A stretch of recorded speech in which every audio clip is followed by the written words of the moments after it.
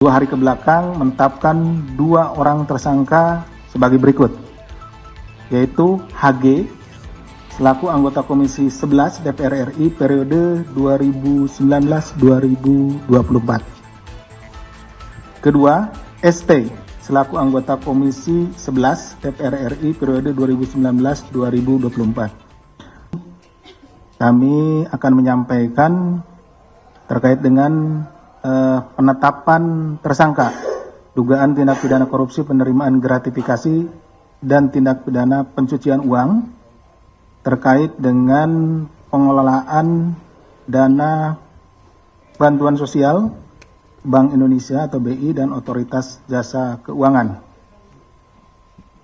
Komisi Pemberantasan Korupsi bagaimana disebutkan di atas akan menyampaikan perkembangan penyidikan dugaan tindak pidana korupsi terkait dengan penggunaan dana program sosial Bank Indonesia. Jadi kalau nama programnya Program Sosial Bank Indonesia PSBI ya, dan penyuluh jasa keuangan PJK itu yang di Otoritas Jasa Keuangan OJK ya, dari tahun 2020 sampai dengan 2023. Perkara ini bermula dari laporan hasil analisis atau LHA PPATK dan kemudian juga dikaitkan dengan atau dikuatkan dengan pengaduan masyarakat. Jadi ada masyarakat di daerah ya yang mengadu kepada kami KPK di sini bahwa ada beberapa bantuan sosial itu dirasa tidak sesuai gitu ya, tidak sesuai dengan apa yang seharusnya, sehingga mereka melaporkan kepada kami masyarakat. Setelah dilakukan penyidikan umum sejak Desember 2024, penyidik telah menemukan sekurang-kurangnya 2 alat bukti yang cukup dan kemudian 2 hari ke belakang menetapkan 2 orang tersangka sebagai berikut, yaitu HG selaku anggota Komisi 11 DPR RI periode 2019-2024. Kedua, ST selaku anggota Komisi 11 DPR RI periode 2019-2024. Adapun konstruksi perkaranya adalah sebagai berikut. Komisi 11 DPR RI dalam melaksanakan tugas dan wewenangnya memiliki beberapa mitra kerja, di antaranya adalah Bank Indonesia dan Otoritas Jasa Keuangan atau OJK. Khusus terhadap Bank Indonesia dan OJK, Komisi 11 memiliki kewenangan tambahan, yaitu mewakili DPR memberikan persetujuan terhadap rencana anggaran masing-masing lembaga tersebut setiap tahunnya. Jadi ada anggaran untuk lembaga ini nih, untuk BI, kemudian juga untuk OJK. Nanti Komisi 11 ini anggaran yang untuk BI maupun untuk OJK itu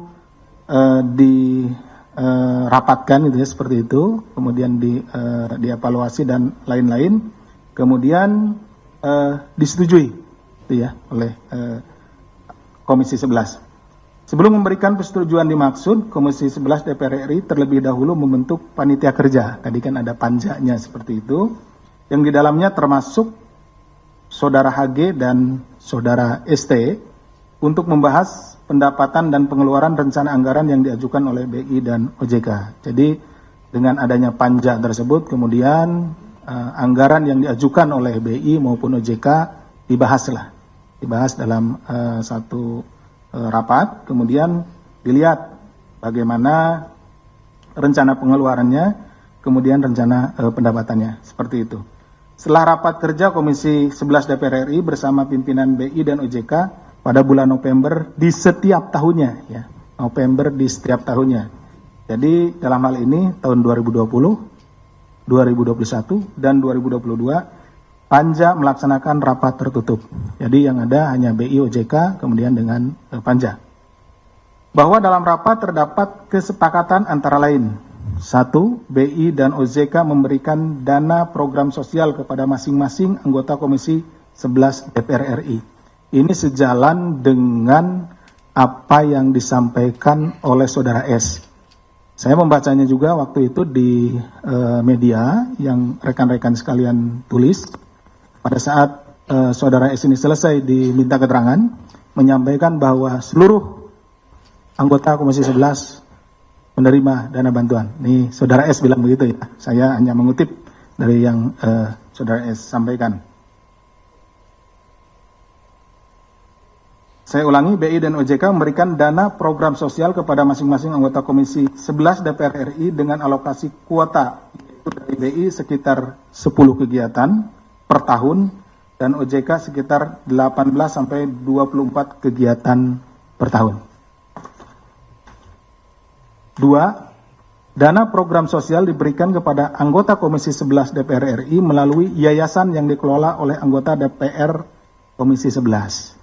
Jadi tidak langsung uang itu diberikan kepada perorangan anggota Komisi 11, tetapi diberikan melalui yayasan. Artinya anggota Komisi 11 kemudian bisa menunjuk yayasan yang sudah ada, gitu ya. Karena banyak misalkan yayasan sosial dan lain-lain yang ada bisa ditunjuk, misalkan di daerah pemilihannya, di dapilnya, atau bisa juga yayasan yang dimilikinya, yang khusus menampung uang untuk kegiatan sosial tersebut.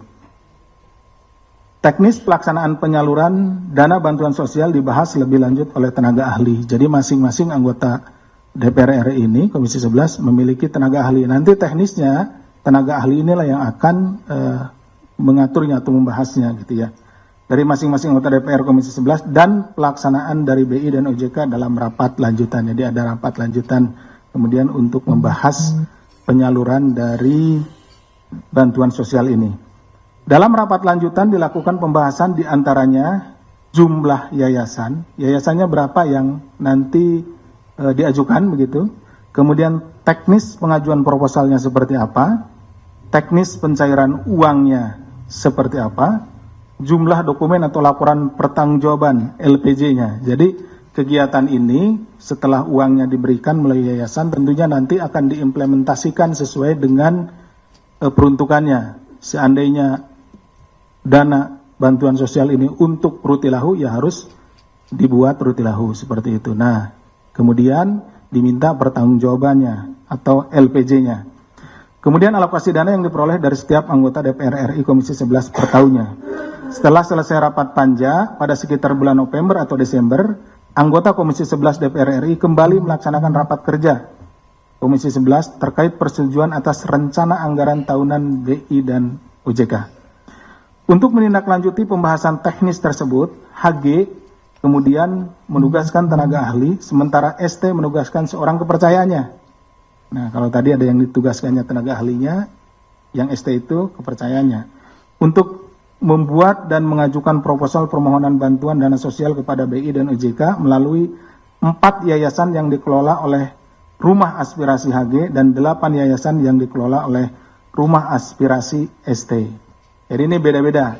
Kalau HG itu menggunakan 4 yayasan, kalau ST menggunakan 8 yayasan. Seperti itu ya.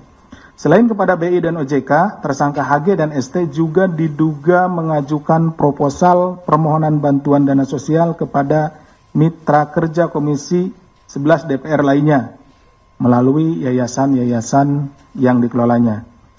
Bahwa pada periode tahun 2021 sampai dengan 2023, yayasan-yayasan dikelola oleh HG dan ST telah menerima uang dari mitra kerja Komisi 11 DPR RI, namun tidak melaksanakan kegiatan sosial sebagaimana dipersyaratkan dalam proposal permohonan bantuan dana sosial. Artinya, bukan tidak ada sama sekali ya, di rekan-rekan ini ada kegiatan-kegiatan yang dilakukan tetapi tidak keseluruhan. Seperti sering saya contohkan, dana sosial untuk rutilahu 10 rumah, gitu ya. Nanti yang dipergunakan hanya 2 rumah, kemudian dipotret sana sini gitu ya. Kemudian dibuat pertanggungjawaban untuk 10 rumah.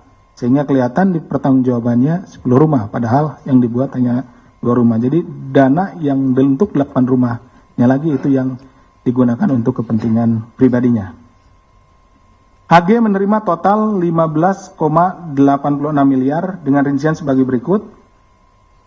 senilai 6,26 miliar dari BI melalui kegiatan program bantuan sosial Bank Indonesia, senilai 7,64 miliar dari OJK melalui kegiatan penyuluhan keuangan, serta senilai 1,94 miliar dari mitra kerja Komisi 11 DPR RI lainnya.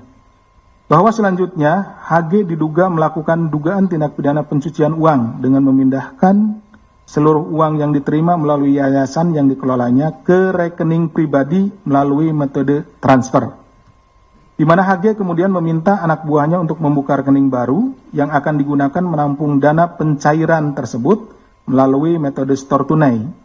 HG menggunakan dana dari rekening penampungan untuk kepentingan pribadi, diantaranya pembangunan rumah makan, pengelolaan outlet minuman, pembelian tanah dan bangunan, hingga pembelian kendaraan roda 4. Sementara itu ST menerima total mencapai 12,5 miliar dengan rincian sebagai berikut. Sejumlah 6,3 miliar dari BI melalui program bantuan sosial Bank Indonesia, sejumlah 5,14 miliar dari OJK melalui kegiatan penyuluhan keuangan, serta sejumlah 1,04 miliar dari mitra kerja Komisi 11 DPR lainnya. Seluruh uang yang diterima ST melakukan dugaan tindak pidana pencucian uang dengan menggunakan dana tersebut untuk keperluan pribadinya seperti ditempatkan di deposito, pembelian tanah, pembangunan showroom, pembelian kendaraan roda 2, serta pembelian aset-aset lainnya. ST juga diduga melakukan rekayasa transaksi perbankan dengan meminta salah satu bank daerah untuk menyamarkan penempatan deposito serta pencairannya agar tidak teridentifikasi di rekening koran miliknya. Bahwa menurut pengakuan ST, sebagian besar anggota Komisi 11 DPR RI lainnya juga menerima dana bantuan sosial tersebut. Tentunya kami akan mendalami keterangan dari saudara ST ini, siapa saja yang menerima dana bantuan sosial dari Komisi 11 ini. Kemudian juga kami concern untuk mendalami alasan apa dari BI maupun OJK sehingga diberikan dana bantuan sosial kepada anggota Komisi 11 ini. Atas perbuatannya, para tersangka disangkakan telah melanggar pasal 12B besar Undang-Undang Nomor 31 Tahun 99 tentang pemberantasan tindak pidana korupsi sebagaimana telah diubah dengan Undang-Undang Nomor 20 Tahun 2001 tentang perubahan atas Undang-Undang Nomor 31 Tahun 1999 tentang pemberantasan tindak pidana korupsi, Junto pasal 55 ayat 1 ke 1, Junto pasal 64 ayat 1 KUHP, serta tindak pidana pencucian uang sesuai dengan Undang-Undang Nomor 8 Tahun 2010 tentang pencegahan dan pemberantasan tindak pidana pencucian uang, Junto pasal 55 ayat 1 ke 1 Kitab Undang-Undang Hukum Pidana.